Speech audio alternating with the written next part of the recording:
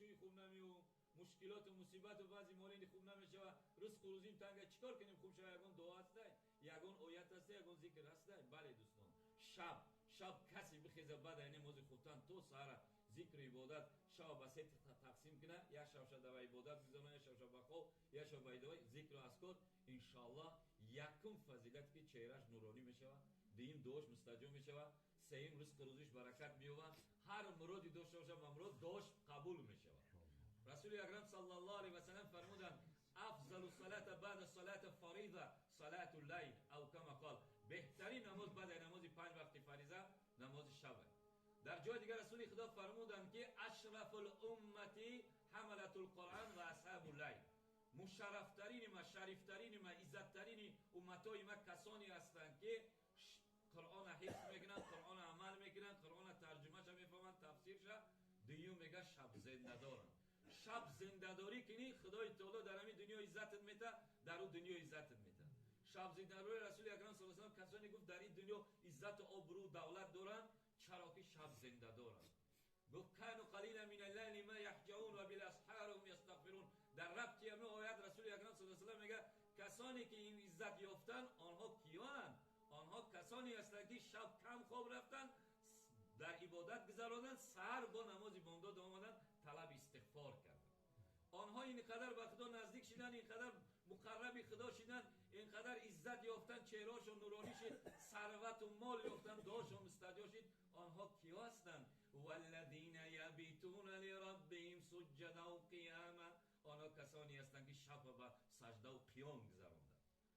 خداوند سه کس دوست می‌داره یک تاشو میگم ای همه از زیاد دوست می‌داره کسی را که میگه زنی یاش داره خشرو داره زنی خوش جمال زیبا داره در دیوان خوابه در رخت خواب خوابه همه وقت شویش میگه شوی حلال خمر بیا قطعی معیش اشرت کرد میگه همون مرد همون زن میونه و شب میخیزه در کرد نماز میخوره. خدا هم که دوستش می‌داشته میگه نگاه بنده مرا من این نماز برای فرض نکردم واجب نکردم سنت مستحب یکی دختری خشرو مونده خسته پیش ما چی کردی سه عبادت کیسه این چیزی میگه ملائکه رو میگه بتینوش چیزی میگه بتینوش. برادران ما این از دستت این شانسه شبها را در تای ترسی‌ها در قمار و قرطه و دیگر لهو و لعب و دیگر کرو نگذرانید. این شانس سنتی که یک دفعه حضرت عزرائیل بیا برای دیگر به سال زمستان دیگر نمیرسید. شاعر چی میگه؟ شبهای درازی به عبادت چه کنم طبعم گناه و عادت کرده چه کنم گویند که غفور است و رحیم از گناه میبخشد گیرم که بخشد ولی ز خجالت چه کنم. این شبهای دراز داده چرا عبادت نکنیم چی در کار اومده؟ این شبهای عبادت دراز داده که من ذکر الله نکنم با خدا راز نیاز نگم عاشق خدا خودم قرار نتم با معشوقم صحبت نکنم من چی در کار ایره با گناه بگذرانمش در تای کینه و در لحل لعبی و با قرطه و قمار و بجیل و فلان بگذرانمش چی در کار اومده؟ میگن که غفور ای رحیم ای میبخشه یکی ز خجالت چی کنم بعد پیش برم چی شرمنده نیستیم که میگه 12 ساعت شب دراز کردم چرا یک بار بالای جای نماز نیومدی یک بار یا الله نگفتی؟ ای برادر هر کس که در شب خواب است هر کسی که همیشه خواب است یقین بداند از جواب محروم است. فردا روز قیامت جواب محروم میشه. شب بخیر گریه کن شب پیش هیچ کنه پیش خونه یگان رئیس یگان حاکم نره فقط خونش بیا یک ساعت پیش ایبانده نماز بیا دعا کن یا الله بگم مشکل دارم بعضی مالیم تنگه یا الله هم خیلی خواسته دارم میخوام همشه خداوند شب میمونه میفته که دست دراز میکرده میگه من سائل اولی هسته هل می سائل اولی هسته کسانی که از من سوال کنه بتمش هل می مستغفر اولی هسته یگان کسی که من ببخشمش کو کیه میره شب در بالای جای نماز من چیزی بگه بتمش کو کیه میگه با شب بخیر تورات که بیا جای نماز ده بگو یا الله دلت قطع دعا کن و یا الله هم خیلی مشفت دارم یا الله کلین خواسته سم یا کلین افریقا و پاکدامن اماندار دار یا دماد میخوام که دخترام یا دختر شوی کنه که بچه با غیرت و با دین دار باشه و دختر ما موبایل راه نکنه ای پروردگار دعا که خدای تعالی میکنه میگه دلا بسوز که سوزی تو چی کارها دارد دعای نصف شب دردی 100 بلا دارد. یا رسول خدا یک جای دیده گفت کسی که مریضه مریضی فشار قند است مریضی فشار قلب است مریضی معده مریضی گرده چیزی هست شب بخیزه میگه دعا کنه در کنه نماز کنه ان شاء الله شفا میاد. بزرگان گفتن چرا شما در 80 و 70 رفتین خوبتون شب خوب نیستین با باز میان نماز کشی خواب تو نمیبرد. گفت همین یاد رب ما خواب ماست، همین خواب ما راحت ماست. شب خواب نمیریم یاد میکنیم همین خواب ما ایگو. ما که شب میخیزیم با اون ذاتی پاک دعا میکنیم همون انرژی میته، همون شفا میته. سردی میاره الله، گرمی میاره الله، شفا را میته الله، درد میاره الله، غنی میکنه الله، کمبغل میکنه الله. ما که شب بخیزیم با اون راز نیز بگیم چخیل با خدای تعالی ما را نمیته. شب عبادت قطع بگذارانیم، با عبادت بگذارانیم. خدای تعالی اینقدر دوستون میداره. یکم هم میگه که چهرهتون نورانی میشود، کسی دیدرتون دوستون میداره، کسی دیدرتون گپتون نمیگه. سیماهم وجوههم من اثر سجود، چهره هاشون نورانیه از اثر سجده. سجده قطعی میگه وقتی همین حدیث شنویدن میگه زنهای مکه مدینه میگه رسول اکرم صلی الله علیه و آله زنها میگه شب خواب نمیرفت. چرا؟ اینقدر خوبصورت و خوشصورت و زیبا و خوشگل شدن، شوهاشون میدیدن خوششون میرفت. میگه زنها دیگه خواب نرفتن شب.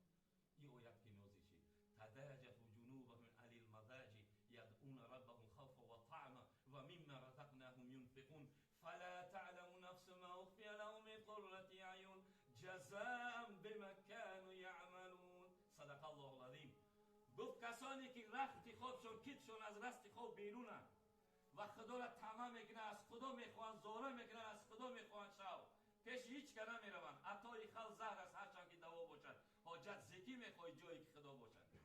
تو شب بخیر پیش خدا زاره ناله کرد، دای روز قروزی تاوی میکنن. یک کارتی سخت باشه کارت حل میکنن، او ذاتی پاک دستی خودش دای. میگه هر کس که حاجت ز غیر خدا میطلبد او خود گدا است که حاجت ز گدا میطلبد. پیش یگان کس گردنی خم نکرد. ساعت دی شب سه شب جای نماز فردا زن تا او شب خیزون هیچ سویت گیرون نکردین. در بالا جای نماز گریه که در که نماز خود نگاه که خدای تعالی درد هم دور میکنه، رزق روزی هم خوب میکنه، همه تا خوب میکنه. این وعده خداونده. میگه کسانی که کتفاشون از خواب بیرونه خدا را زاره میکنن و مما رزقناهم ينفقون. دیم خصلت هم آدمو کیه؟